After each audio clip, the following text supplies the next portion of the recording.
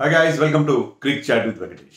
India-England 5th and final T20 International ఇవాళ ముంబైలోని వాంఖేడే స్టేడియంలో జరగబోతుంది. ముంబై వాంఖేడే స్టేడియం మొన్ననే 50 years of its formation జరుపుకుంది.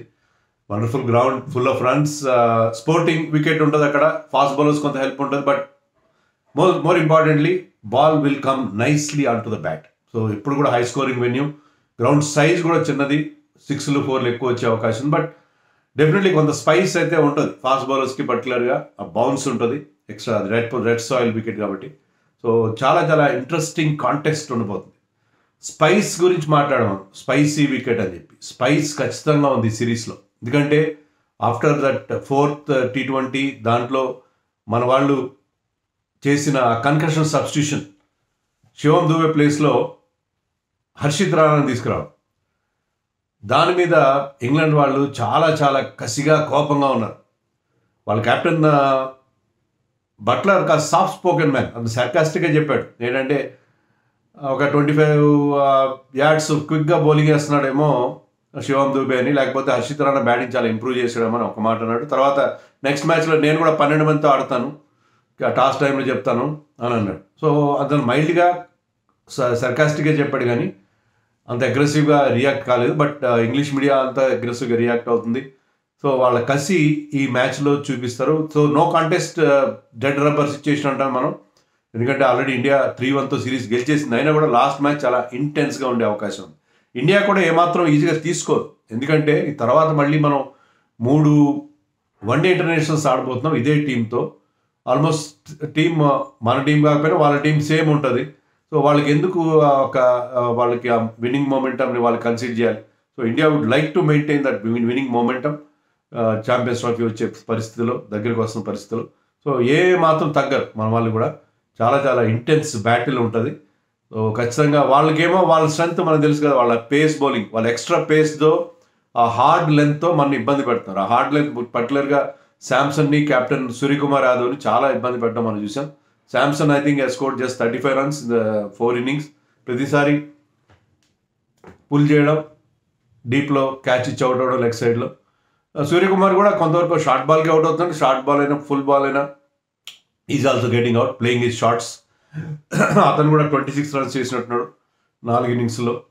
So వాళ్ళిద్దరే కాదు, అందరినీ కూడా వాళ్ళు ఎక్స్ట్రా పేస్తో ఇబ్బంది పెడుతున్నారు ఆ ఇంగ్లాండ్ పేసర్స్. సో వాళ్ళకేమో అది స్ట్రెంత్ అయితే, మన స్ట్రెంత్ మన స్పిన్ బౌలింగ్. ముఖ్యంగా వరుణ్ చక్రవర్తి ఎన్ని వికెట్లు తీశాడు? 12 వికెట్లు తీశాడు. 4 మ్యాచ్ల్లో 12 వికెట్లు తీశాడు.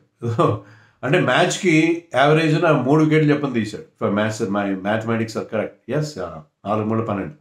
సో 3 వికెట్లు T20s తీయడం అంటే ఎంత ఎఫెక్టివ్గా ఉన్నాడు అతను. మిడిల్ ఓవర్స్లో ఎంత ఎఫెక్టివ్గా ప్రతి మ్యాచ్లో మినిమం 3 వికెట్లు తీస్తున్నాడంటే we can understand the kind of impact he he's created. So అతనికి అటు అక్షర్ కానీ, అటు బిష్నోయ్ కానీ మంచి సపోర్ట్ ఇస్తున్నారు. Bishnoi had a rather ordinary 3rd T20, but 4th దాంట్లో అతను చాలా కీ రోల్ ప్లే చేసి 3 వికెట్స్ తీశాడు. సో ఈ ముగ్గురు స్పిన్నర్స్ చాలా చాలా ఇంపార్టెంట్గా రోల్ ప్లే చేస్తున్నారు ఇండియాకి. వాళ్ళకి పేస్, వాళ్ళకి మెయిన్ వెపన్ అయితే, మనకి స్పిన్ మెయిన్ వెపన్గా ఉంది. And we're doing extremely well. So ఆ వెపన్తోనే మనం ఒక చిన్న score 181 is not a big score in the 4th T20, కానీ దాన్ని మన స్పిన్నర్స్ ఇచ్చిన అడ్వాంటేజ్తో మనం డిఫెండ్ చేసుకోగలం. So spin is our strength, continues to be our strength. మీరు అనొచ్చు మరి అక్కడ పేస్కి అనుకూలం, పేస్తో పాటు బౌన్స్ ఉంటుంది. బౌన్స్ని స్పిన్నర్స్ ఎప్పుడు ఎంజాయ్ చేస్తారు. వరుణ్ చక్రవర్తి ఖచ్చితంగా ఎంజాయ్ చేస్తారు. సో స్పిన్నర్స్ మామూలుగా టర్న్తో పాటు బౌన్స్ కూడా ఎంజాయ్ చేస్తారు. So extra bounce afforded by the red soil Mumbai pitch స్పిన్నర్స్కి హెల్ప్ అవుతుంది. సో కాంటెస్ట్ మాత్రం చాలా చాలా రంజుగా ఉంటుంది అని చెప్పడంలో సందేహం లేదు. మరి ఇండియా ఏం చేస్తారు? ఇండియన్ టీంలో ఏమైనా మార్పులు ఉంటాయా? శివం దూబేని, అతనికి ఏదో మైల్డ్ హెడేక్ అన్నారు. 2 రోజుల క్రితమే శుక్రవారం మ్యాచ్ జరిగింది. శనివారం అతను రికవర్ అయిపోయాడు మిరాక్యులస్గా ఆ కన్కషన్ ప్రాబ్లం నుంచి.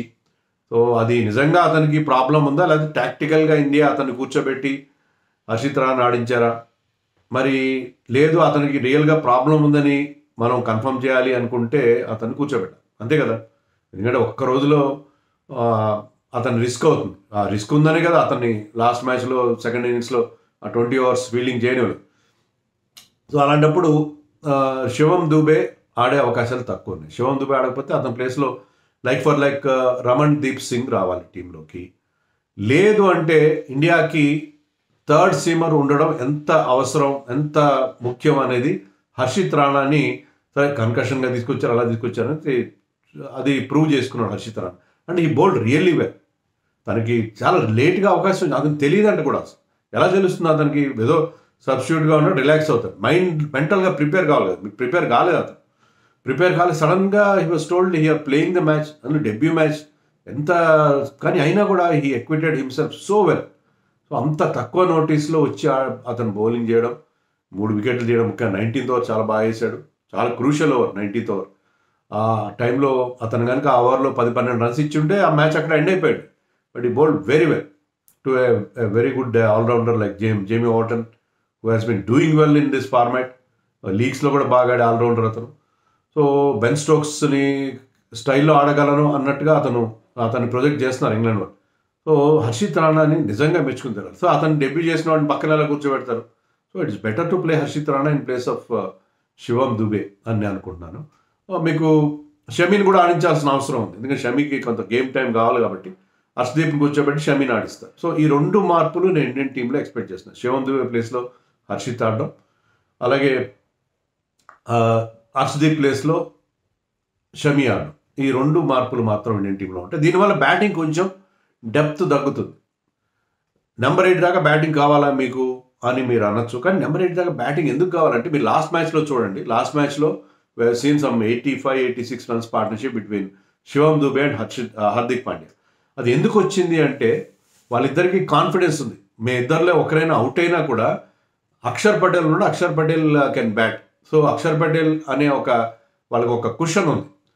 మేము అవుట్ అయినా సరే అక్షర్ పటేల్ ఉన్నాడు కాబట్టి మా ఇద్దరు ఎవరు అవుట్ అయినా సరే మేము కొంత రిస్క్ తీసుకోవచ్చు అని ఆడారు. అలా కాకుండా మేమే last recognised pair Dube and Pandya అనుకుంటే వాళ్ళు అంత ఫ్రీడమ్తో ఆడి ఉండేవారు కాదు, అది గుర్తుపెట్టుకోండి.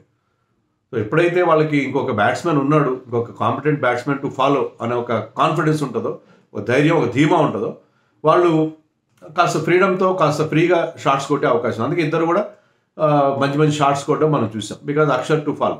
But if somebody like Harshit Rana లేకపోతే షమి, రవి బిష్ణోయ్ టు ఫాలో, వాళ్ళంత రిస్క్ తీసుకోలేరు. సో అలాంటి సిచ్యుయేషన్లో నెంబర్ 8 దాకా బ్యాటింగ్ ఉండడం అనేది T20స్లో చాలా అవసరం. సో ఈ డెలామా ఏం చేస్తారు ఇండియా, హర్షిత్ రాణాకి ఎలా ఛాన్స్ ఇస్తారు, బాగా ఆడిన ఫస్ట్ మ్యాచ్లోనే వచ్చి బాగా ఆడిన చాలా అన్ఫెయిర్ అవుతుంది అతను డ్రాప్ చేయడం. లైక్ షమీ కూడా ఛాన్స్ ఇవ్వాలి మరి, లేకపోతే షమీకి ఎట్లా 1 days ఆడతాడు కాబట్టి హర్షిత్ రాణాని హర్షదీప్ ప్లేస్లో ఆడించి షమీని ఈ మ్యాచ్లో కూర్చోబెడతారు, ఏదో డెసిషన్ తీసుకుంటారు ఇండియా. సో ఈ 2 మార్పులో ఒక్క మార్పు అని జరగచ్చు. Harshit Rana coming place of Harshdeep Singh, Shivam Dube ప్లేస్లో ఒకవేళ శివం దుబే ఫిట్గా లేకపోతే రమణ్దీప్ని ఆడించే అవకాశం ఉంది. సో ఆ 2 మార్పులు అయితే ఖచ్చితంగా ఇండియన్ టీంలో ఉంటాయి. లేదా శివం దుబే ఫిట్ అనుకుంటే శివం దుబే ఆడతారు. సో అది ఇండియన్ టీం సంబంధించి. అండ్ ఇంగ్లాండ్ టీంలో లాస్ట్ మ్యాచ్లో మార్క్ వుడ్కి రెస్ట్ ఇచ్చారు, Mark Wood will be back.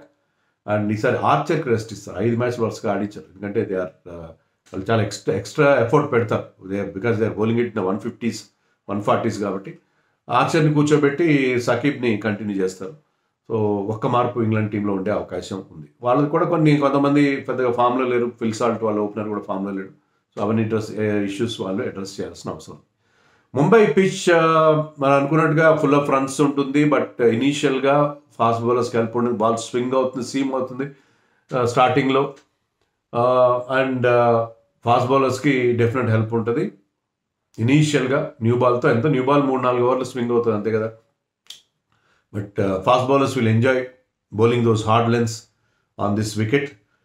So toss గెలిచిన టీం ఖచ్చితంగా ముందుగా ఫీల్డింగే తీసుకుంటారు. ఈ సిరీస్లో అది నామ్ అయిపోయింది, ఏ కెప్టెన్ టాస్ గెలిచినా ముందుగా ఫీల్డింగ్. ఇక్కడ చాలా అవసరం, డ్యూ ఫ్యాక్టర్ కూడా ఉంటుంది. ఇక్కడ జనరల్గా చూసుకున్నా కూడా పీపుల్ విన్నింగ్ ద టాస్ ముందుగా ఫీల్డింగ్ చేసిన టీమ్సే గెలుస్తాయి. చేజింగ్ టీమ్స్ ఎప్పుడు కూడా ఇక్కడ గెలిచే పరిస్థితి ఉంటుంది కాబట్టి ముంబైలో that is the right thing. Toss చాలా కీ రోల్ ప్లే చేస్తుంది. And Suryakumar Yadav playing is home గ్రౌండ్లో ఫస్ట్ టైం కెప్టెన్గా అతను తన హోమ్ గ్రౌండ్లో ఆడబోతున్నాడు. సో అతనికి చాలా ఇంపార్టెంట్ మ్యాచ్ సూర్యకుమార్ యాదవ్కి, ఎందుకంటే 2023 IPLలో ముంబై ఇండియన్స్ని లీడ్ చేశాడు ఒక మ్యాచ్లో అతను, దాంట్లో KKR మీద గెలిపించాడు. And always he did well on this ground. అతనికి ముంబైకి వచ్చిన తర్వాత కదా అతను ఐపీఎల్లో షైన్ అయ్యాడు. కేకేఆర్ నుంచి ఎంఐకి వచ్చిన తర్వాత అతను బ్రహ్మాండంగా షైన్ అయ్యాడు. So he has got positive vibes playing at home. అతను ఏ రకంగా చేసినా హోమే కదా. ముంబై క్రికెటర్ అతను, and place for Mumbai Indians. So తన పూర్ ఫామ్ నుంచి బయటికి రావడానికి అతనికి మంచి అవకాశం. So Suryakumar Yadav knows the ground like the back of his hand. So ఖచ్చితంగా సూర్యకుమార్ నుంచి యూ ఎక్స్పెక్ట్ సంథింగ్ స్పెషల్. అతను ఫామ్లోకి రావాలి. ఎందుకంటే 7 innings నుంచి అతనికి 50 లేదు. లాస్ట్ టైం 75 హైదరాబాద్లో బంగ్లాదేశ్ మీద చేశాడు. ఆ తర్వాత నుంచి వరుసగా ఫెయిల్యూర్స్ మనం చూస్తున్నాం. So he has high time he comes back to form అని మనం అనుకోవాలి. బట్ అదర్వైజ్ ఇండియా డెఫినెట్గా ఈ మ్యాచ్లో శాంసన్ నుంచి, సూర్యకుమార్ నుంచి మంచి ఇన్నింగ్స్ ఎక్స్పెక్ట్ చేస్తారు. తిలక్ వర్మ కూడా, అతను కూడా ముంబై ఇండియన్స్కి ఆడతాడు. తిలక్ వర్మకి కూడా అది ఒక మంచి హోమ్ గ్రౌండ్గా మంచి ఫీలింగ్ ఇచ్చే పరిస్థితి. సో అతను కూడా ఈ మ్యాచ్ చాలా ఇంపార్టెంట్. ప్లస్ జాస్ బట్లర్కి ముంబైలో మంచి రికార్డు. ఐపీఎల్ ఎప్పుడు ముంబైలో ఆడినా ఒక సెంచరీ, 3-4 50లు ఉన్నాయి అతనికి. సో ఇక్కడ బాల్ చాలా నైస్గా బ్యాక్ మీదకి వస్తుంది కాబట్టి అతను కూడా ఎంజాయ్ చేస్తాడు. So Jos Butler who did very well in the first 2 matches of this series. తర్వాత 2 matchలో ఫెయిల్ అయినా, but he looking in very good touch. So expect something big from Butler also. So intense contest ఉంటుంది. Dead rubber situation అయినా ఈ super Sunday రోజున సాయంత్రం 7 గంటలకు ఎక్కడికి వెళ్ళకండి, మ్యాచ్ ముందు కూర్చొని హ్యాపీగా ఎంజాయ్ చేయండి. చాలా చాలా ఇంటెన్స్ ఉంటుంది. కన్కషన్ సబ్స్టిట్యూట్ సంబంధించి 2 టీమ్స్ మధ్య ఒక చిన్నపాటి అగ్గి రాజేయడం జరిగింది. ఆ అగ్గి ఏమవుతుంది అనేది చూడాలి. Let us wait and see.